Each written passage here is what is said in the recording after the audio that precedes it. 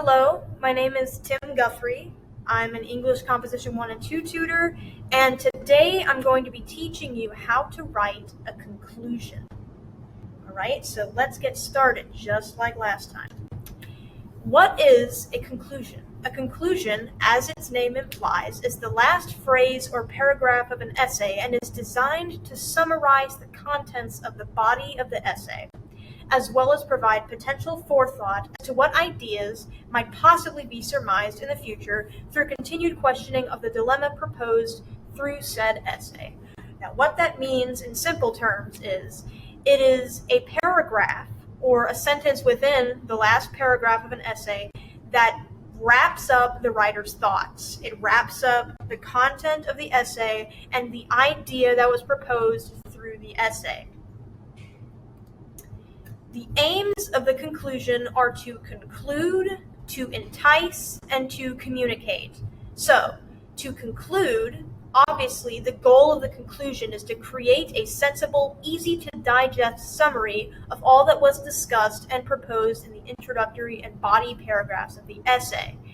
Because they are supposed to conclude or wrap up the ideas of the author, they are supposed to be very brief, just like thesis statement in the introductory paragraph. So do not squander the conclusion by making it long or difficult to understand.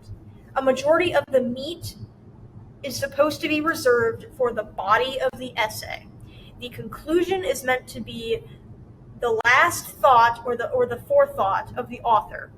And so, as such, it is meant to be brief and subtle, but it can include detail as to the subject of the essay, but it cannot be long or difficult to understand.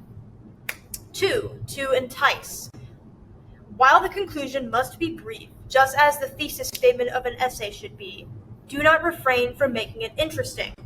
Just as the thesis statement can utilize quote-unquote hooks to intrigue readers into reading further, a conclusion can incite interest in further exploring any proposed subject by suggesting they further research the subject themselves. So what this means is that when an author writes their conclusion, they can include in their conclusion a recommendation, or perhaps they can say something within the vein of, maybe you can make this change greater by visiting the blah blah blah website, or by donating to your local charity, or something similar to that. It's basically trying to incite action in the audience by enticing them to partake in these ideas themselves and further explore these ideas themselves, as opposed to simply reading it in an essay. And so, if you're really interested in the essay that you're reading, and if the author of the essay includes an enticing statement in the conclusion, you may be compelled to further explore that idea yourself.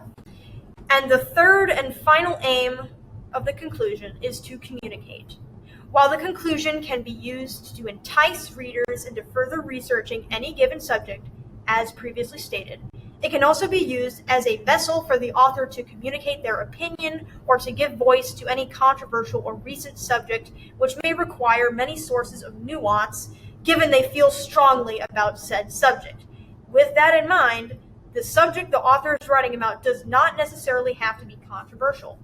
So what this means is that they can not only use the conclusion statement to obviously wrap up the essay and to better engage their readers by enticing them to research the topic further, they can also communicate their opinion through the conclusion. So let's say they're writing an essay about abortion.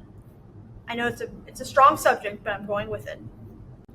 Let's say they write their essay about abortion and they are in support of abortion rights.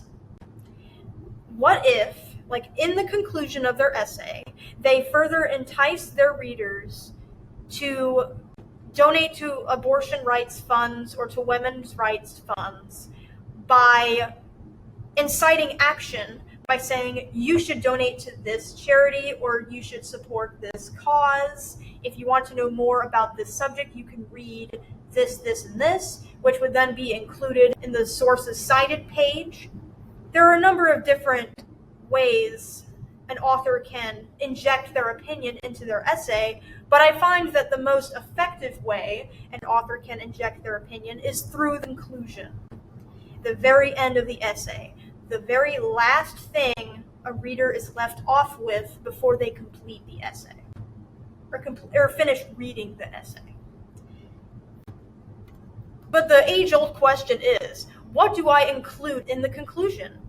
The conclusion of an essay must include a direct summary of all that was discussed in the introductory and body paragraphs of said essay. This can include the subject matter, one's injected opinion or intent, and reasons given to support said opinion. If you wish, as previously mentioned, you could instill interest in your audience by making a suggestion or by creating a hypothetical, but this is typically not required and is more of a stylistic choice. While I believe personally that essays with hypotheticals or essays that create suggestions for the reader or for the intended or unintended audience are more interesting and more engaging, because in that manner it feels as though the author is attempting to understand and connect with its audience regardless of who might be reading their essay. It feels more personal. It feels like the subject matter through which this essay was written is like deeply connected to the author as a person, or that the author deeply cares about the subject and is not simply trying to write about a subject just to get the essay out of the way.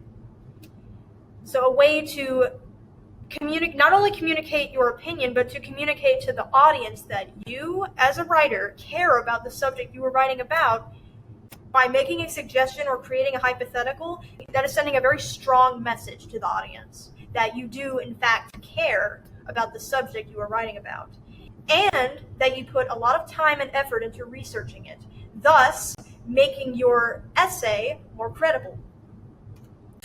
What not to include in the conclusion, however, is the term, quote-unquote, in conclusion, at the very beginning of your conclusion. Not only does it diminish the merit of your essay, it is simply unprofessional. Simply recapping the meat of your essay should be substantial enough to suffice.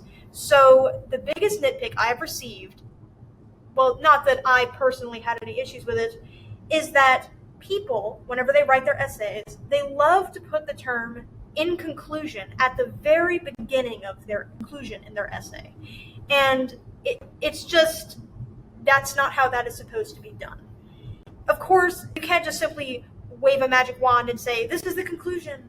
You have to make it so by putting as much thought into the conclusion as you would for the introductory and body paragraphs of the essay.